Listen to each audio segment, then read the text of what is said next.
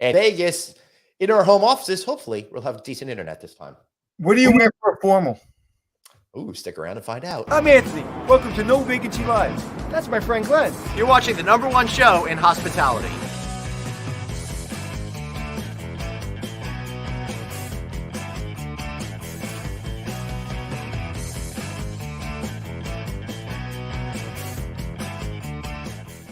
Hey everybody, welcome back to No Vacancy Live. That is the one, the incredible Anthony Melchiori. I'm typically average Glenn. So great to see you, Anthony. How are you today? I don't think that you really believe I'm this incredible person. I think did we have an argument in Vegas? I can't remember. Oh, we didn't have an argument in Vegas. By the way, thanks for tuning in. It's May 9th, 2022, episode 631. No, but we had some good, good meaningful conversations. Oh, no disagreements, right? No. So what are you wearing to the formal this Saturday? I'm going to. I've been shopping Estelle's dressy dresses all weekend, and I haven't found anything that's for me. Of course, Anthony's talking about. Believe it or not, guys, Anthony and I are getting feted at the NASC Congress Gala Dinner presented by Scal USA. Dude, we are receiving an incredibly prestigious award this Saturday night, the Industry Leader Award, previously won by President and CEO of the U.S. Travel Association, Roger Dow, and President and CEO of Brand USA, Chris Thompson. How cool is that? That is very cool. I think we should do a vote on your sneakers or no sneakers for the formal. So we could do sneakers, or I could go with tie-dye Crocs, which I wear here all the time. Okay, so on Saturday night, I'm wearing a tuxedo, and he's wearing no tie, but he's wearing a sports jacket with sneakers. Yep. So should he wear sneakers or should he wear his tie-dye Crocs? That is a very good choice. I'm going to wear my dress sneakers, everybody. But if you want me to wear those tie-dye Crocs, maybe I will get them in there. We'll have to find out. Now, before we get started, Anthony, I'm delighted to say that we have gotten back with the great friends over at Radisson. They're going to be advertising with us again for the rest of the year. So I'm super excited about that. So I just wanted to take a moment to talk about the brand new product that they have out there. And that, of course, that's Radisson Inn and Suites, which is all about delivering heartfelt hospitality in a modern setting. Think about their Country Inn and Suites brand, which did so well for so long. This is an upscale brand, taking it to the next level, I should say upper mid-scale brand in the focused service sector.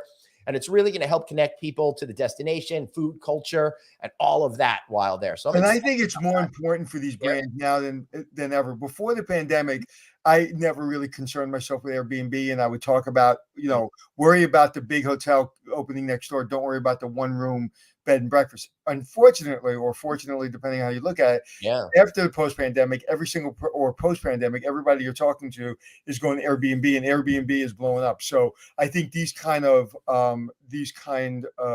brands really help fill that niche. A little bit more space, I think it's important. Good. Yes, I agree. So please check them out. If you're interested in investing in this type of property, talk to Phil Hugh, Chief Development Officer, or any of the great team over there at the address below, which is RadissonHotelsAmericas.com/en-us/development. So, Anthony, I'm really excited to have our guest back today. We haven't had her on since December 1st, 2020. And it's really important because Dr. Aaron Berman is from the National Institute of Mental Health. And I know that you and I, as we are 2 years into this COVID crisis and hopefully moving beyond it, it's taking a wear and tear on us mentally. And I'm sure there's a lot of people out there too. Well, this is your intervention, actually. We asked her to be on. Good. Interview for you. So Good. This is actually a 1-hour session bought and paid for by our audience for your health. All right, so let's bring her in, Dr. Erin Berman, National Institute of Mental Health. Dr. Berman, so great to see you here once again. Welcome. Well, thank you guys for having me back. All right, so Anthony's only half kidding there, but the fact of the matter is I'm burnt out. I'm exhausted. I feel a lot of times like I'm spinning my wheels and can't get that focus to move forward as I was able to do during the height of the crisis. I almost feel like I was able to focus for a long period of time because I knew what must be done. And now that the immediacy of the crisis is over, I'm thinking that all of a sudden I'm starting to process it, and my body and my mind isn't just working properly. I suppose this is something that's common going out there. How are you seeing it, Dr. Berman? Yeah, I mean, it's very common. We all kind of just were on edge for a couple years. And Right. really, when you think about it, just trying to survive, for lack of a better, description. And What it was, I was in total survivor mode. mhm. Right. And so, one, that's going to exhaust and deplete you. Two, it's also really what you're describing. I hear from so many people is just having such a hard time with attention, their attention. And part of it's that kind of burnout. The Right. other part is now you have all the new sensory stuff, which was not new, but old from 2 years ago, that people like are unable to kind of process everything, in such a compartmentalized way as we used to, because we were so used to it. Right. Yeah. It's interesting. It's interesting. I felt very unfocused the last couple of days, probably since I came back from Vegas, like more than usual, like ridiculously not focused. And I went to the gym, and the guy I work out with, he looked at my eyes and he goes, "Get on the rower." I go, "Why?" He says, "Because you have no focus." And I got on the rower, and he made me do, or maybe he asked me to do, about 20 minutes intervals of really fast cardio. And I'll tell you something, it really helped me. I came out and I came home and I got a lot done, and I felt 10 times more focused. That really helped me. And I always say that the gym is my therapy, and I mean it sincerely. Like, it really gets me back to where I need to be. And I had it before I went to Vegas, and after I went to Vegas, I hadn't gone to the gym in probably 10 days, which is very unusual for me. And I think Glenn even noticed it. And I noticed it with Glenn that I was not focused last week. Right. And he noticed it with me because I kept complaining about how miserable I am. So it was a little bit clearer. More explicit, very clear. So before we go into everything you're seeing and who you're talking to, I'd imagine the last 2 years, like I have a doctor friend and he's an anesthesiologist, and I can imagine what he's dealing with mentally right now after seeing 2 years of literally being at war with this disease and putting people on ventilators. So how are you, and what are you doing extra that maybe you didn't do pre-pandemic, that you're like, you know what, I got to catch myself because there's a lot going on here. So if you don't mind, how have you helped yourself? I mean, I really appreciate this question. I mean, one, that's very kind of you to ask, because a lot of people don't ask me. And two, I think it also highlights that we're all human, and this has been hard on everybody. So interestingly, prior to the pandemic, I think you're right, I probably had a hard time taking days off. Like, if I didn't need it, if I wasn't sick or I wasn't going on vacation. Now I really try once a week, not a full day off, but a couple hours where there is nothing can bug me unless it's an emergency. Right. Also, being outside, even if it's raining, I've gotten used to walking every day, because you're right. It's great if we have the gym, and I was prior to all this a runner, but I've got exhausted by the 2 years of burnout that sometimes now I just got to walk. But the bigger key is I got to get outside, and I have to say, and the third one, say no a lot more. Right. That's really an amazing thing to be able to do. A lot of us have trouble with those no's. Anthony, I'm sure you want to. I have no problem with no. As a matter of fact, that's been actually my downfall sometimes. It's like I have zero problems with no's. I say no a lot, and maybe because I've just been so busy for so long that it was like my schedule made me say no. It wasn't even me. It was like my schedule said no. But what have you seen? Give me a moment, if there is a moment, where you were like, "Oh, I saw it here with this person. I saw it with this person. I saw it on Monday. I saw it on Tuesday. I saw it. Oh my God, we've got a problem." Was there a moment where you had to catch yourself and go, "Okay, I've got to change the way I look at this process, and human behavior is not changing in one person, but I'm seeing the dynamic of human behavior change"? I mean, I think, yes, what is it's even made my job, I have to say, more complex. And I think it's even made everyone appreciate how complex every individual life is. Right. That like you were saying, for you, interesting, I want to do piggyback. You said, well, your job has kind of made you say no, but that's your job and your background, and you are different, and you may have anxiety some days or sadness, but you're different than the person next to me. Because this is a mom of 4 or something like that. But everyone seems to be really having difficulty transitioning from just coming home to school or getting on a plane, or even what you're saying, with what you all do. I've had a lot of individuals when they go away now, finally for work, they're finally traveling, right? For work again. Oh, we are big time. And it's just they're having nightmares when they're in hotel rooms because I haven't been out of their house. And these are guys who've been traveling for their whole lives, you know? It's interesting. It's opposite for me. Hmm. I've actually never taken little mini vacations when I travel. And I've traveled extensively to some of the greatest places in the world and in this country, and I've never done anything. And I'm taking 3 hours, 4 hours, and taking little, like just little kind of walks, or like I was in, like, to me, a big thing was when I was in Universal, and I said, instead of taking the tram, I'm going to walk through Universal and walk to the hotel. I know that's like ridiculous, but that was like that was to me a little vacation, because I don't do that. I get on the tram, I go. I get on the tram, I go. I go to sleep, I get on, and everybody knows I play a little poker when I can. But outside of that, like, I don't look, and I've been exploring a little bit more. So I'm the opposite of that. I'm really excited to like be out of the four walls. Well, yeah. So, Aaron, one of the things that people, I think, have is they feel that it's important to get that exercise. Anthony's really good about going to the gym and getting exercise. I try hard to get out and go for hikes in the woods and stuff like that nearly every single day. But there's a big time in my life where I wouldn't put priority on that. And I know a lot of people have best intentions. They're going to get there. They're going to do that, but never do. How could we address that issue within ourselves to try to be able to beat that part of us that's telling us, nah, you don't really have to do it. Those excuses are just fine.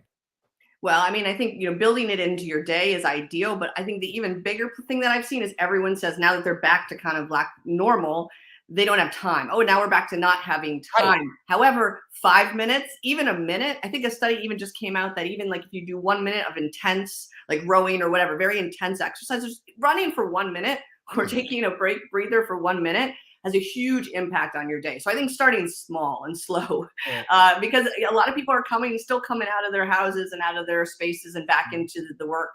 Yeah, I think, when people hear, oh, he works out, whatever, I literally don't do it for vanity. I don't do it for, oh, I work out, I'm healthy. I need somebody to work out with, or I don't work out. Right. The only reason I do it, literally the only reason I do it, is because I need it for my mental health. It literally takes me back and makes me feel physically and mentally fresh.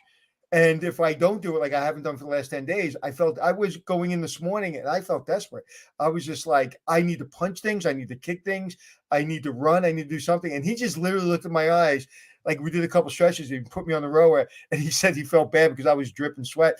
And he was just like, I said, wow, I needed that. And he just looked at my eyes and needed it. So it's really these things you're doing for yourself, from my perspective, whether it be, eating better or working out or taking that walk. Like Glenn loves taking walks through the forest and being in nature by himself.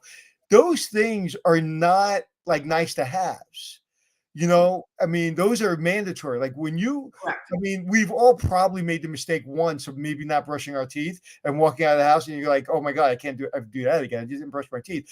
It's like, it's that a nice to have. You have to brush your teeth, and I think our physical and mental well-being, and I'm seeing it with everybody I know. I am seeing a level that I have not seen with, especially middle-aged men. I am seeing most of my friends, middle-aged men, and again, I'm not hanging out with middle-aged women very often. So it's like, but from my perspective, the friends I go to lunch with, it's, everybody needs it. Everybody is more, but I also think it's more accepting now. I think that's brilliant. Yeah, it's just why it's so important that you guys are doing this and bringing me on. I mean, it's so neat that in what niche you have, that you still allow time for this, is modeling really what the world needs to do. Because really, this doesn't have to be your priorities to have this kind of conversation. No, well, I look at my father's generation, for example, and they didn't address this issue at all. It wasn't even in conversation. In fact, you weren't even allowed to show any sense of weakness whatsoever, and normal mental health issues that we're all going through for somehow was, seen as weakness, even though it's just part of the normal human experience. I like what Steve Kirkish said here. I know Dr. Producer Suzanne put this up, but putting a reoccurring calendar appointment for an hour every single day to take care of yourself in that way, I think is a terrific way to build it into your schedule, Yeah. Kyle. I also think, is there something, Doctor, is there because like in our family's generation, our grandparents or our parents' generation, it was easy to ignore the outside world. You didn't put on the TV or you didn't read the newspaper. Okay, I don't read the newspaper and I don't go on Fox or CNN. I don't do it. Very rarely I'll do it just to if I feel something's like I need to know. But a lot of people, and I used to be, you could call me ABC or CBS because everybody knew Ask Anthony, he was up on the news. And I don't do it anymore. But I still, because of social media, because I go online, I can't get away from it. And whereas before growing up, I can ignore stuff that gave me anxiety. I can ignore stuff. But if you go on, it's like if it's not Putin and it's not our political, or if it's not the Supreme Court, or it's not the kid getting shot in Colorado, or it's not the train guy, or it's not, it's like you can't escape it. Is that really, so talk about that. I mean, I think that we know from the studies in teens and just social media in general that has had a huge impact on their mental health, right? Because there's a whole vision that they see and then how they fit in that vision of reality. Reality and social media don't work together. And then I think you're bringing up even a bigger point, which is all the media constantly that we can't get away from. And it really stands on us, like you're doing, to limit what we see and what we watch. But it's we also have to be slightly informed. So, really having that limit or not needing to watch it much at all, because I do know the higher rate of sadness, anxiety really is connected to my individuals who are glued to the TV or glued to their phone or glued to social media. Yeah. When I remember in the height of the pandemic, I had to literally not do any media at all because it was like, and I don't get to the point where it's like, I'm going to lose my temper and get so anxious. So I stopped watching because I felt that. And I remember there was an argument, a disagreement, and a friend of mine started talking and I felt like punching him in the face. And I felt like literally attacking him. And I don't do that. I'm not a violent person. And I felt so angry and so just like how, like, because I always think people should have their own opinions and whether you're on right or left, like, listen, we should all be able to discuss it. But he was so, in my opinion, being so disrespectful to people around him with a different opinion. So it's not so much I disagree with his opinion. I disagreed with that he didn't think anybody else should have an opinion. And that's the moment where I was like, I'm done. I'm not having discussions about political discourse. I'm not having discussion about COVID. I'm out. And I literally dropped off the face of the earth when it came to that. To this day, I don't really talk about it. And I think we all have to find our switch. And we all have to find it independently, whether it be the help of someone like you or whether it be me and Glenn help each other, even on this podcast. It helps listening to all kinds of people, having you on today. But do you think it's like people are searching for something that doesn't exist? Yes. Oh, for sure. And I also think it's kind of, for lack of a better word, sold by many, independent media things that, right. If you do this and this, your life will get better. It's a constant barrage of that kind of messaging we have to kind of beat back every day. Right, Dr. Berman? Yes. Somebody said the other day that the tan in the Bahamas with a margarita is very rare. It's when you come in your home and the way your wife or your husband talks to you, the way your children say hello to you or how they're engaged with the family unit, how you enjoy the people you work with every day. Those are things you're spending an inordinate amount of time on. Those kindness, that gentle moment, that who you surround yourself. But we're always searching for that trip to Hawaii, that trip to Italy, that trip to the Bahamas. That's going to make us feel better. But we ignore the things that are in our home, the things with our friends, the things in our workplace, that those are the real things that we have to have under control to really have true happiness. And I thought that was refreshing to hear. No, it really is. And another thing that I like to always highlight, like how people ask, well, how do I be happy? Or what is it that I can do? And I think you're bringing up another good point is we know from lots of different research that also having too many choices makes us less happy. Which is like, and that's like what you're talking about, whether it's news, whether it's social media, whether it's what vacation to go on, and just understanding, maybe like you're saying, I like that as a theme. I always like to pull one theme so people can do it, but simplifying things, whether your communication, your social connections, is very important. Yeah. Randy Zuckerberg wrote a book said, I don't remember the exact name of it. I can only do three things. right? And it's true. You can only really focus on three things, and we all try to focus on too much. And then we spent, and again, I go up and down on my TikTok addiction. I was in the height of it this weekend, which I'm going I'm going cold turkey again. And it's what we choose to spend our time on and who we spend our time with. What's been the most shocking thing you've seen? Again, kind of getting back to my first question of kind of that's going through all of us that you hadn't seen before. It is it goes two ways, but the most shocking thing is that a lot of individuals now getting back into social situations just don't know how to interact. Even though they did have small micro interactions with their family or someone online, it's not that they were completely devoid of humans, but just knowing how to interact, how to regulate their emotions when they're talking to someone, like the example you're giving, this individual that wasn't listening, that could just be him. But in general, people are really having a block in communicating their needs, their emotions appropriately. And I'm seeing a lot of people just shut down and go back to their homes, and kind of regress, I guess, adults and kids. Yeah. And I'm seeing that with kids in particular, as they, spend a much larger percentage of their lives isolated. My kids are, having some issues getting back to there. And I'm looking forward to them both starting college in the fall, because I think in our specific case, that'll be a good reset because everybody's going to be starting from scratch again. But guys, we've got some great questions coming in from the audience right now because this issue is so important. First one's up from Kyle. A lot of us have operations to run, but being constantly short-staffed with COVID is no longer an excuse. Running at 120 miles per hour for 2 years is taking its toll. What can we do to reset expectations mentally right now? Yeah, I think that's spot on. I think all of us need to reset our expectations depending on the individual and what their job asks for and entails.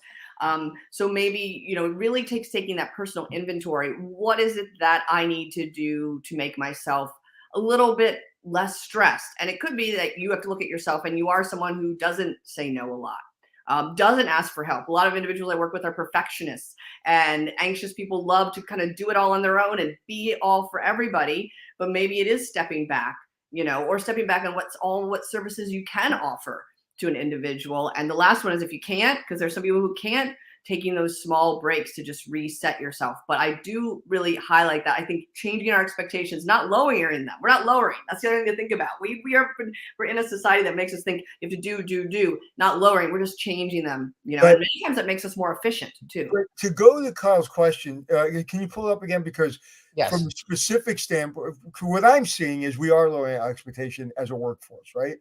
Because if you look at Kyle, he's working 120 miles an hour for a very short staff, like cleaning rooms, working the front desk. You have to accept a lower standard or you have to change your career. Meaning, if I'm running a hotel right now and I am not doing it with a full housekeeping staff and a full front desk staff, I have to set the expectation for my guest, first for my owner, then for my guest, then for my employee, and then for myself. Say, listen, I do not want to not clean all the rooms. I do not want to have 3 people in line, and I do not want the phone calls to go to 5 rings. I don't want any of that. I don't want to outsource the third party taking my reservations. I don't want any of that. However, I'm going to accept it, and I'm going to make sure everybody accepts it. This is what I'm finding. People are lowering their expectations for themselves without people around them lowering the expectations for their job output.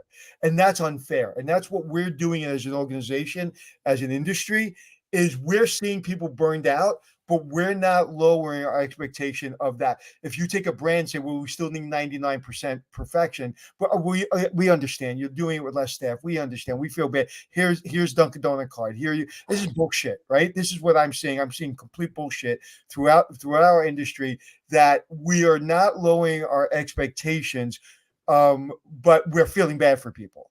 That's what I'm seeing across the board. And that's why I'm reading between the lines of Kyle's message, because I think that's what probably Kyle's feeling. Mm-hmm. I don't mean to be, presumptuous.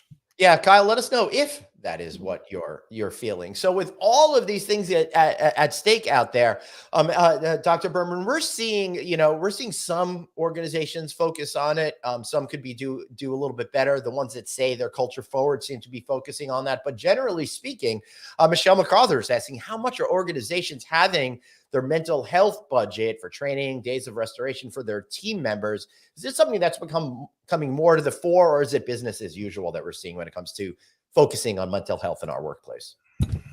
Yeah, I mean, I can't speak specifically to that, but I do think in general, even in my institution, other institutions, they are trying to. Now, the issue has become, this is very, though, pervasive, and you need a lot of money and funding and energy to get it up and running. So I think, yes, I think a lot of people have their hearts and their minds in the right places. I don't know how, I think it's hard to implement, right? I mean, I don't. Well, I think just like you make it mandatory to go to that meeting on Wednesday afternoon at 4:00, you should make it mandatory to have 2 hours doing this. The whole company does this for 2 hours. Or I'd imagine those companies that really work with the community and take off half of Fridays to go pick up garbage or serve food or help other people. I'd imagine that's a really good way to help. I have a very dear friend of mine that's taken Mondays, and she delivers food around her city. And that's just really helped her, because she's like, I've been given a lot in my life, and I just need to feel something that I'm contributing. And I really feel that is an incredible thing, and it makes her feel better. So I think organizations make an excuse about money, but I think there's things that you can do as an organization that we've learned that people can work less hours and be more productive. I think that's been proven. Any other great questions there, Glenn? Yeah, I always have great questions. And as I say that, Dr. Berman, that is my way of coming up with a question while saying I already have a question in place. So what I am gonna ask you is, if we're feeling all of these burnt out, but maybe we don't even realize it, what are some of the things we could do to check on ourselves to really assess where we are with these mental challenges that we're having right now? Because I know a lot of people are feeling it. They don't want to see it or acknowledge it to themselves. Great question. Yeah. So I think, we always start, it's so simple, but we take inventory of our basics, right? Mm-hmm. So are we eating, 3 meals a day at appropriate times? You keep asking, what am I seeing in a lot of my individuals that I'm working with? That is a common one. Especially it started during the pandemic, and many people still don't have a good eating schedule. And that's whatever fits with that person. But like I'll definitely be on a call with someone. I'll be like, you seem tired. Oh, have you even eaten today? It's 3:00. Nope, I've been working from my desk. So look at your eating. Are you eating too much or too little, right? Sleeping is obviously one of the biggest indicators. And I think we all know that's kind of when we can get an understanding of when we're really overtapped. Like I was saying, some of my clients that are now just going back to traveling for work are having disrupted sleep. So maybe you can't fall asleep. That's one. Maybe you are broken sleep, or maybe you're getting up too early than normal. So our sleep, our eating, and then the other one is a common one I'm seeing across the board is a lot more irritability. So being really short with yourself and others is kind of an indication that you may be a bit burned out or a little bit more tapped out. And it's time to look at what you need. And it could be doing service, which I love. It doesn't have to be therapy. It doesn't have to be exercise. It's whatever fits really well with that person and their time that they have. That's a fascinating way of putting it. Anthony, you look like you want to say something. No, it's talking about irritability. I think me and Glenn felt that last week with each other. I think I actually tried to kind of like really be calm. I wasn't feeling irritable with you at all. But I felt that you were, and I felt like I was being irritable with you. Right, but Aaron, I was being very, very straightforward that I was not in a good emotional space. No, that was fine, but I was afraid. But I was just kind of like setting the stage, so I didn't want anyone to perceive that I have a problem. Plus, Dr. Berman, I've got this issue. Sometimes I have a tone that I don't mean something negative, and then people interpret it that way. So I wanted to be extra careful about that. But speaking of irritability, Anthony, the plane lands from Vegas on Saturday night. We get there on time, and for the 4th or 5th time in a row at JFK, they didn't have gate people in place. They didn't have the person to move the little, the jetway to the door. We got stuck there for 25 minutes. Then by the time we get down to the baggage claim, because I've got all of my gear and stuff I have to fetch. Also completely disorganized. Had to wait another half an hour there. Normally, I'd be able to breathe deep and handle it, but I was just apoplectic. I just wanted to like scream and yell and get into a fight with somebody over it, right? So I know that I was at, over the edge, and I wound up talking to some Delta people and telling them how lovely I thought they are, but how Ed Bastian is ruining all the great work that he did during the That's a great word. Apoplectic. No, I was impressed that came in. I was like, wow, I have not used that one since studying for the SATs. So Dr. Berman, let me ask you this then. How could we be more aware of this simmering anger we have? And what are some of the things we could do to temper it so we aren't putting out that negative energy into the universe, and instead try to be more positive so we can get that back for ourselves?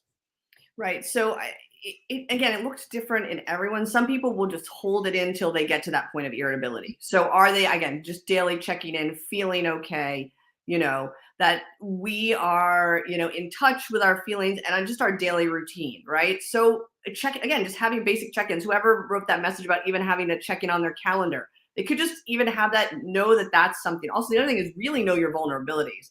It sounds like you've been like, that's a lot of flying. That's a lot of stress. And knowing that, okay, whatever it might be, I know when I land, I know this, this has been the sixth time, like really being upfront with yourself of how much you're taking on. Not that you can't handle it, but then what do you do after that sixth time? Okay, yeah, I need a break for whatever, or I need to put on my earbuds and like just be done, and not talk to anybody. I find, because I fly Delta and I know Glenn flies Delta a lot, I am an absolute, I worship Delta, right? That's all I fly. And they have not hit the mark recently. Right. I have been delayed a lot. I have had the same problem you're talking about literally recently. Matter of fact, when I came back from Vegas, we were sitting on tarmac for 35 minutes because of that. But we also landed 27 minutes early. What I do, and I make a conscious effort to anticipate I am going to have travel issues now because of all the not unemployment, but lack of people finding jobs and all the challenges that Delta is having as an organization. Just getting these planes safely up in the air and getting us landed is probably a miracle. If we knew what was going into it, we probably wouldn't want to fly. Yeah. So I say to my friend Kevin all the time, it's like, because when he says something, his friend was delayed and his friend's upset, I'm just like, did he die in a plane crash? So to me, my level is I didn't die in a plane crash, and everything else is everything else. So, but I have to really be mindful of that. Same thing. Like I'd say all total, I was delayed an hour, even though we landed early, so, but, and I was uncomfortable because I didn't get my upgrade. So Glenn knows if I'm sitting in coach, I'm irritable. Right. And not because, I have to be this fancy guy, but I walk around like I'm 7 feet tall, and even though I'm 5'7", and so I get irritable if I'm sitting in coach all the way in the back of the plane. But I anticipated I was going to get the upgrade. And then I calm myself, and I literally, I didn't even watch TV. I was breathing most of the flight so I wouldn't be pissed off. Mm-hmm. And then I forgot my wire for my headphone to attach to, because I hate their headphones because it hurt my ears because I have big ears. So to me, it's really being ready for every single thing that I know I'm going to encounter, and mentally get myself ready. And that really helps me. Yeah. And what you did before, you might need to change a little bit now, or, again, this 2 years, we're not saying it changed people, but it also your threshold may have changed, for travel, for certain things. It may not, it may be better. Some people it's better and some people it's worse. That's really, I see polar flips, honestly. It's either been a lot better, and some people it's a lot worse. Some people are just grateful to get out of their house. And so they're loved that they don't care if they're stuck, for 3 hours on the plane because they've been in their house for the last 2 years. So it's how they're thinking. It's partly the attitude, and also knowing where your vulnerabilities are. I felt like that 15 trips ago. Now I'm all over it. Sorry, Anthony. No, I agree with you, and I'm actually double downing on it because I am feeling more like I'm about to snap on somebody. So I'm literally saying to myself, "What are you doing? You've landed safely. You didn't die. like Mhm. relax. You're like you're waiting 25 minutes on a plane and you're going to get in the car and you're going to be home soon. So but I'm with you because I literally, the reason I've doubled down is because I feel like I'm going to be irritable with somebody. And, it's funny because I don't like, I usually run away and try to isolate myself when I'm out in the world. And I'm actually finding myself that I went to dinner in Vegas.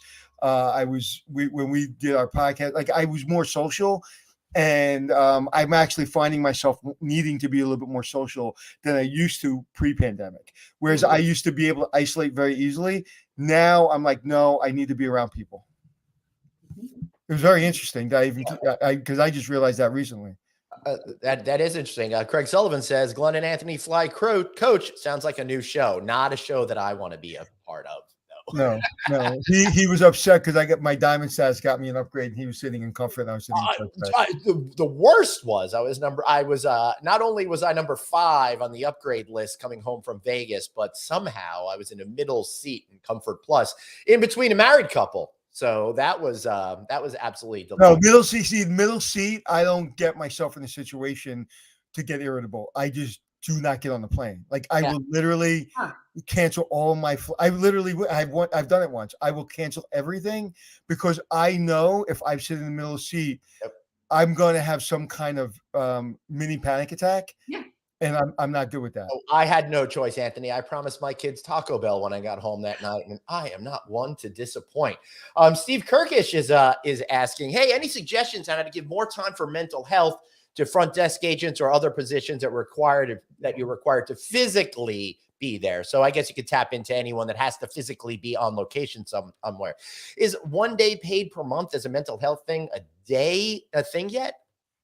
I mean, I don't know, depending on the different organizations, it should be. It Yeah. should be. I would think, especially for those individuals that are so always tapped with people all the time. Like, and some of those people really jive with that, but some of those people really need a break. Again, I'm really seeing that they're coming back to the jobs they used to have, and the way they have to approach it is different. So yeah. I mean, what I think would be a good creative idea for that, if I was faced with that as a general manager or front office manager, is I would ask my team, give me 5 things that would help you during your day to relieve some stress. Okay. And those 5 things we're going to put on a board. And I can't do all those 5 things every day. I can't do all those 5. I can't do any of those 5 things some days, but we're going to say every day you can do 1 or 2 of those things without asking permission. Whether it be take a 20-minute break, just as long as you cover it, whether it be coming in late, as long as you cover it, taking a day off, as long as you give people, and I'm not saying any of those are good suggestions, but what I find is anytime I ask my line employees and my team, what is it I can do for you? Let's write it down. And let's now, as a team, don't make fun of that person because they need 15 minutes or they're taking a day off, because we're in an environment in the hospitality business that if you can't work as many hours as me, you're weaker than me. And I was the king of that. I say all the time, if you outwork me today, you're going to regret that tomorrow.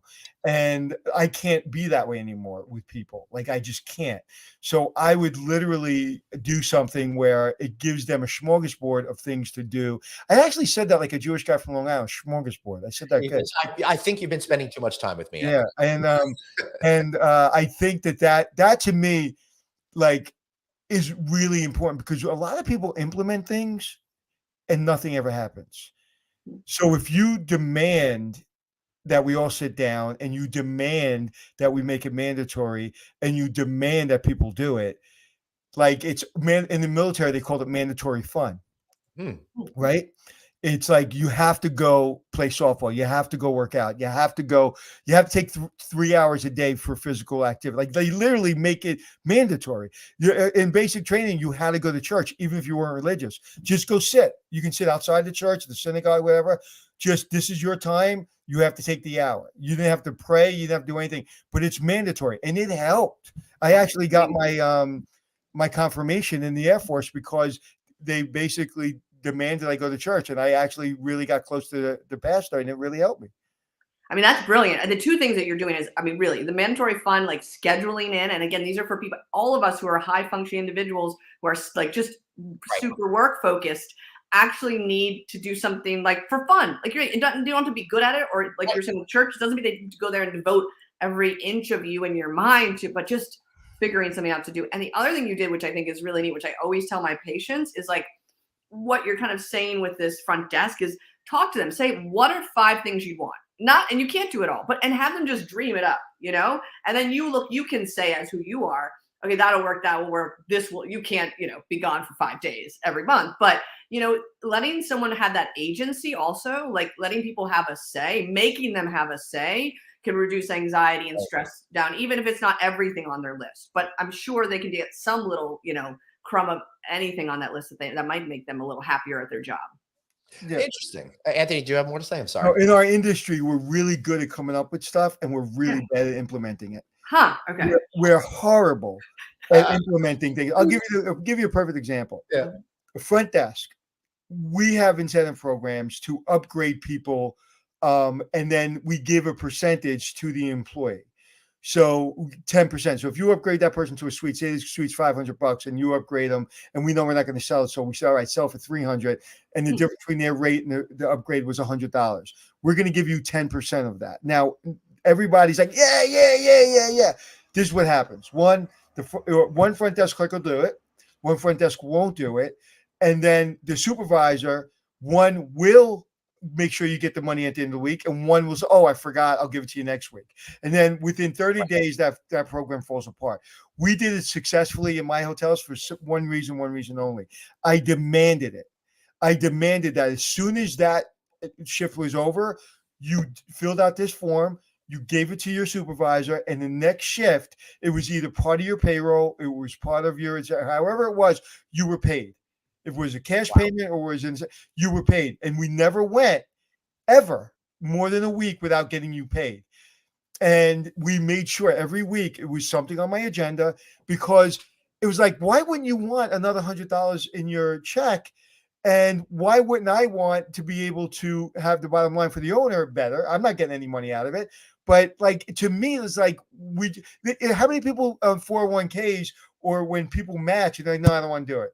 It's like, what? It's like 1%, bro. It's like $10. You know, like $10 in Starbucks, you can, in 10 years, you can have more money. So you have to force some things on people that are, again, mandatory fun, because it's not even laziness. It's just lack of focus. Yep. So let me ask you this, Dr. Berman. I get the sense, of course, I'm not a trained medical professional like you are. People more of our age range versus folks that are of the younger millennial set and Gen Z, they seem to be able to take care of their needs a little bit better when it comes to this than we do. I think this older generation interprets it in other ways, but I see people not being ashamed or embarrassed. There's a couple of kids that I work with. I don't mean to call people in their 30s kids, but they're like, no, I've got to take a mental health break this afternoon, or I've got to go do this for myself, or I'm going to go spend a couple hours in the dog with the park. Is that verifiably true that younger people are better at it? And what are you seeing out there? And what anecdotally, I see it at my job. I mean, I do, versus me. And then I also see it in my patients as well. I have to do a lot more work with the assertiveness with the little older generations, with many, versus the young ones and it's also because they're tapped into their needs a little bit more. So I think that might be part of the core, what are our needs, and just spending more time to introspect and look at ourselves. And that just seems to be a little bit, although, this has put the spotlight on mental health, the younger generation are even more verbal about it than the older generation in general. They seem to be much more comfortable with the notion of utilizing a therapist to make themselves better, where our generation was, again, it's a sign of weakness. If you do that, you're not as good as other people. Definitely. But yeah, I mean, I have to say I have a lot of younger generations, and they're, that's probably my main group is probably right now 20 to 35, Wow. Yeah. Are you seeing if we take a red line and pre-pandemic and now, if you had 5% of your patients in the red line, do you have less or more people in the red line? Meaning a lot more like you're a little bit more concerned, there's a little more heavy therapy going on. Yes. Is it less or more? More, for sure, on the red line. Much more. Just, individuals that I saw years ago who came back, a lot more, honestly, overwhelmed, a lot more suicidal thoughts, suicidal feelings. I haven't seen the rate go up terribly, but that's definitely been something that individuals are talking quite a bit about. The upside with that is there's a lot of good technology out there, whether it's helplines, suicide text lines, but that definitely has had an uptick, and also a lot of more depression and low motivation. The individuals having really hard times getting out of bed, doing their daily chores. Both of those have kind of definitely had an uptick since prior to the pandemic. If you're stuck and in bed and stuff like that, what's the first thing you could do to try to break the cycle? Well, two main ones have kind of helped individuals is having kind of a plan ahead of time. Again, what we do in therapy is not rocket science. Right. It's not, but it's talking with someone in a safe space to say, okay, so tomorrow morning, what are you going to do? And I literally, you don't think that someone needs to know to no, you're going to take your, you're going to take your robe. It's going to be next to your bed, versus it being across for your bed. Let's make it easy access to get out. Or your slippers are next to the floor, or your alarm clock is far out of the line. And also just knowing that this is kind of what you have, that expectation you're setting for yourself. Because when you're that depressed, you're not even thinking about what you're doing the next minute or next day, and taking it 1 minute at a time, really. You said two things that I think are important, and something I try to practice myself is when I'm really, really busy, I'm really good. Matter of fact, if they always say, if you want something done, give it to a busy person. Mm-hmm. But if I have a day where I'm like, oh, I got more time to myself than I need, I'm like, oh, I have to fill that up for myself. And I do. And I don't say I'm going to take that hour or 2 hours to just go. I'm not, because I'm not good at it. I don't want it. Like, I want my time that I want. I want my workout time. I want maybe my bike ride on the boardwalk, but I don't want that hour in the morning. I want to fill that up with something. So I make sure that happens, because I've never had it up until recently. I've never had an hour in my day that wasn't fully packed. Number two, I think it's really important to focus on the little things. Like you just said, what we do is not rocket science. It's almost like, to me, when you said it, it's almost like apologizing for, like, guys, I know I'm a doctor, and I know I've been to school, and I have all of these degrees, and I have all this experience, but really, when I bring it all down, it's this. It's kind of the same thing when, I do my shows or I speak or whatever I do. It's like, guys, I would love to be the smartest person in the room and tell you how to, put a satellite up in space. But I'm telling you, the way a hotel functions is keep the room clean and be nice to people. I wish I can really show my degree and my experience, but that's what it is. And if you don't do that, you will not have a successful hotel. I think it's the same thing with mental health. So what you're saying is, yeah, I can give you a lot of complicated things to do, but it's really pretty basic. Mm-hmm. Yeah, no, 100%. And the thing is, we are so wired to make things more complicated that we jump to the nth degree when we got to slow down and figure out those little steps. And then when you ever have a terrible anxiety or terrible depression, that clouds your ability to just take those steps. Do you know? Are you noticing people from middle or lower incomes are in better mental shape, and people with more money and more economic status are in less, or is it vice versa, or it doesn't matter? It's a mixed bag. With the pandemic, though, the lower socioeconomic individuals had a harder mental health hit than so that we can say from looking at the data, and minority groups as well had a much harder mental health hit, and also physical health. And more people died in those sectors. Correct. as well.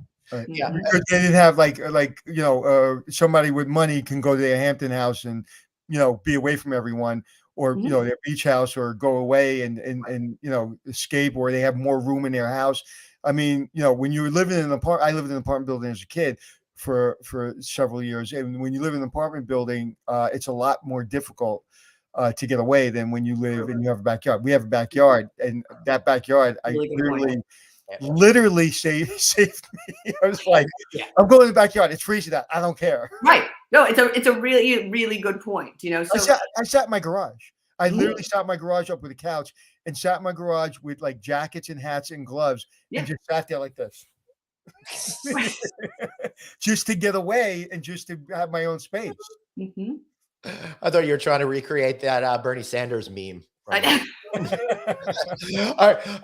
Dr. Berman, we're almost out of time, but we have one more a decent question I'd like to get to. Have you seen more facilities have better radar monitoring social media pages? For example, students of schools, university, where suicide rates are so high, or alternatively, what are you seeing out there?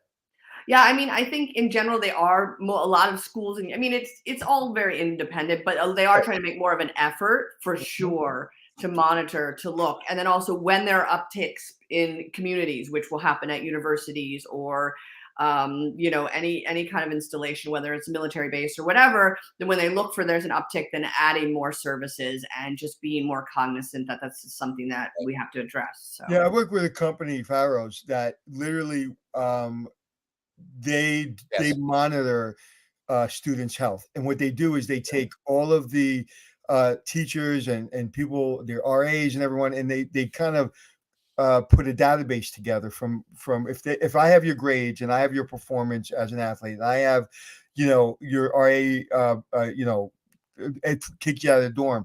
It rolls up into one report, and it's like, wait, this person was an A student last year, and they're an F student, and they're getting in all kinds of trouble. They got thrown out of the door for smoking pot. What the hell's going on here? And I think that is so critically important, because I'll tell you, with my 3 kids, we monitor our kids, but I didn't see the schools doing that at all. Yeah, but I think that's a really important thing is when you see a change in behavior. So I do want to jump on that. I think that's a very important red flag for individuals, whether it's a friend, family member, child, coworker. But I think that's right. And that is very predictive of something else going on deeper. Yeah. So Dr. Producer Suzanne is saying that for those seeking help and haven't done so in the past, a lot of times there could be a long wait to get in there, maybe 3 or 4 months. That alone is overwhelming for some. But the question I have for you, based on what she's saying, is what about all of these new mental health apps that I'm seeing out there where you can connect with a therapist? Mm-hmm. Right. I mean, I think that's anything is better than nothing, unless, again, the first thing is you have to feel it's a good fit for you and your values and, where you come from as an individual. But there are so many different mental health apps out there. A lot of ones just meditation, mindfulness, just checking your thoughts, checking your attitude. So I think, again, there will be only more and more, but it is not uncommon right now to see 3 to 4 months at the least wait lists, to get into some experts. Wow. Yeah. And that's just way too damn long. And listen, we're living in the best of times we've ever lived in because of technology and medical breakthroughs. And I mean, think about it. Like when I was watching with my father-in-law yesterday, we were at my sister-in-law's house. We were watching Bonanza because he loves Bonanza. So I go back and I'm looking at Bonanza, and I checked how old Lauren Green was when Bonanza. All right, hold on one second before you continue. I thought he was like really old, so he must have been in his 40s or something like 44. That. Okay, now, Doc, do you know who I'm talking about? Yes, yeah. I mean, when I was little, my grandma would watch it. The episode that I was watching, and I made sure I went back to what year it was, and I went back to his birthday. He was 44 years old. He looked like he was 70, literally. I'm looking at my father-in-law, who's 85, and he looked better than Lauren. And Lauren looked fine. He looked fine. He he just looked like a healthy old guy, but he looked old. So, and my father-in-law was 85 years old, and he practices, gardening and everything. And he looks good for 85 years old. Yeah, there he goes. Yeah. Wow. Yeah. So in that picture, I think the one with the tie on, he was probably younger than 44. Yeah. And so we have to look at that. I really tried to look at that. And I even look at, like, again, getting off a plane. It's like with even the lack of employees and the inability to get our luggage, they're able, because of technology, get that engine to get us over the ocean and land us safely with all the instruments they use, because we know pilots don't even touch the instruments except landing and taking off. So to me, we're living in the best time of our lives, and that could be a problem because there's so many choices. Correct. There is so much to look for. You look on social media, and every single human on social media's life is 10 times better than yours, Yes. right? Until you have a reunion, and then you find out that the couple that you're like, wow, they have such a great life, and I'm like, where's your husband? Oh, we got divorced. What? Right. Are you saying that was fake? I was like, oh my God. I was like, literally, it took my breath away. I was like, you got divorced? It's like you had the perfect Facebook life. Yeah. So I think we need to, we just all need to stay more in what our goals and what our focus and what do we really want? Right. I don't want a private plane. Mhm. I simply say that. So why am I looking at a guy that has a private plane?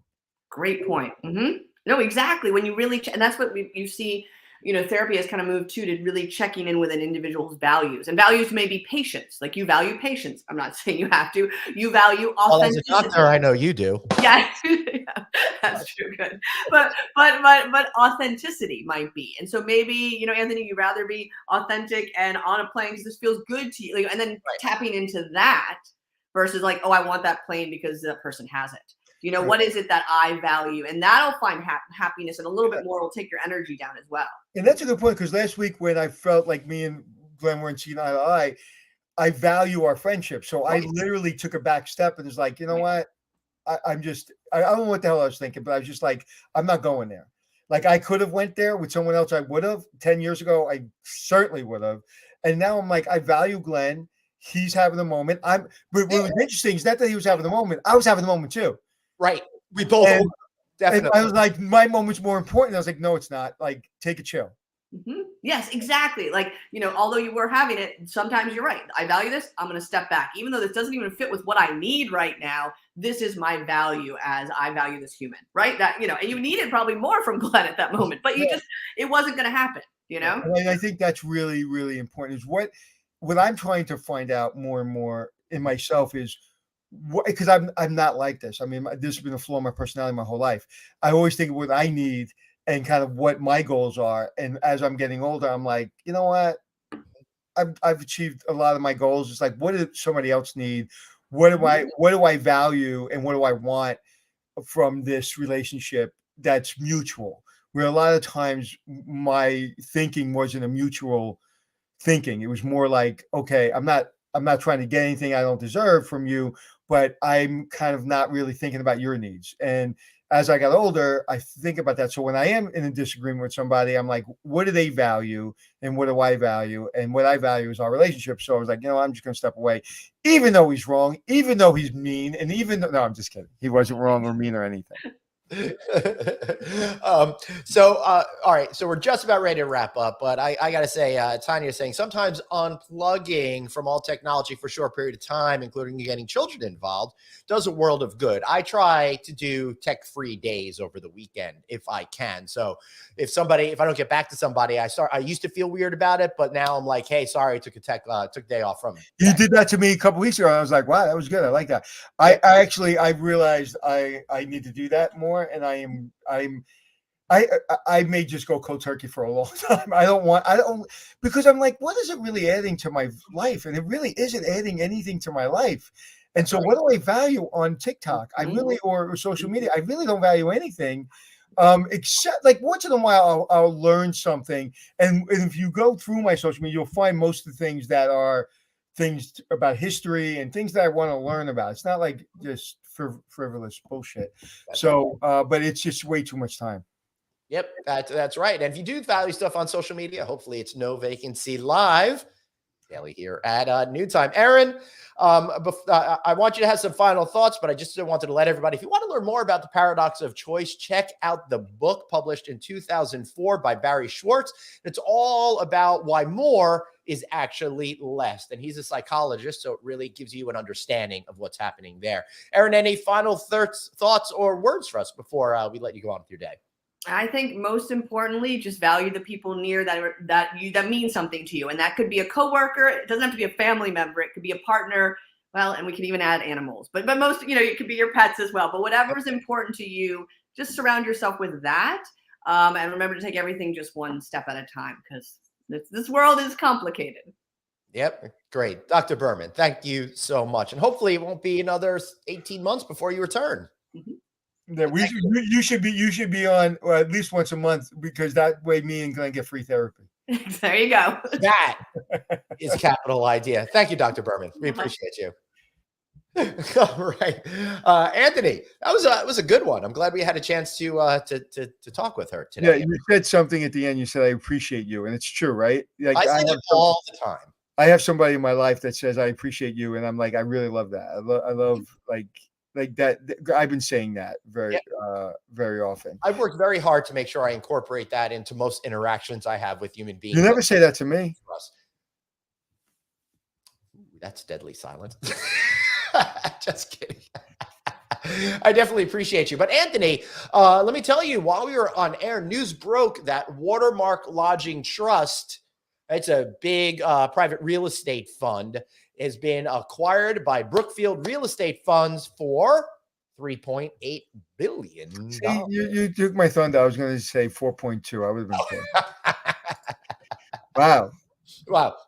That's pretty crazy out there. Another sign of all of the We've been saying it. We're going to see it. We're going to see it. We're going to see it. We're going to see it. And I was thinking about the whole Chris Green acquisition. From Remington, Sloan Dean's company, Remington, purchased Chesapeake Hospital. Yeah, and somewhere along the line, you and I had that conversation. And correct me if I'm wrong, but I almost guaranteed you it was going to be acquired, or you almost guaranteed me it was going to be acquired. One of us, I was thinking about it. It's like, I think we talked about that. Yeah. We definitely talked about it. And I knew something was going on because someone said to me there's going to be some news. So I knew it had to be. No, it was way before that, though. Oh, yeah. I don't know. I think we did. I think it was like, it has to be. Yeah. Because, listen, it's a well-run company. And other well-run companies want those companies. That's why Sloan said he bought it, right? He said because it was there's a lot of shit management companies out there. Oh yeah, and Chesapeake's one of the best, so it just makes sense.